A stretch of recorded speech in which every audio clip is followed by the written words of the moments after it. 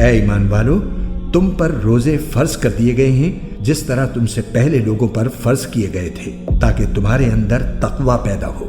گنتی کے چند دن روزے رکھنے ہیں، پھر بھی اگر تم میں سے کوئی شخص بیمار ہو یا سفر پر ہو تو وہ دوسرے دنوں میں اتنی ہی تعداد پوری کر لے، اور جو لوگ اس کی طاقت رکھتے ہوں وہ ایک مسکین کو کھانا کھلا کر روزے کا فدیہ ادا کر دیں۔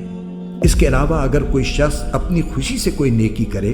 تو یہ اس کے حق میں بہتر ہے، اور اگر تم کو سمجھ ہو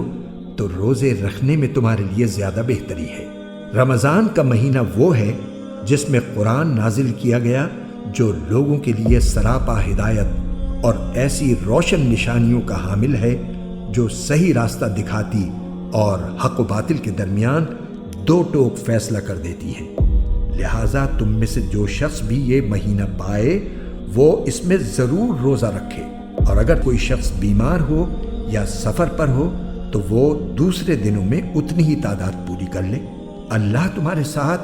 آسانی کا معاملہ کرنا چاہتا ہے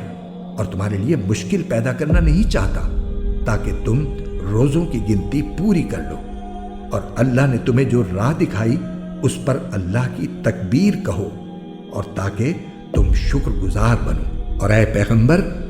جب میرے بندے آپ سے میرے بارے میں پوچھیں تو آپ ان سے کہہ دیجئے کہ میں اتنا قریب ہوں کہ جب کوئی مجھے پکارتا ہے تو میں پکارنے والے کی پکار سنتا ہوں، لہٰذا وہ بھی میری بات دل سے قبول کریں اور مجھ پر ایمان لائیں تاکہ وہ راہ راست پر آ جائیں۔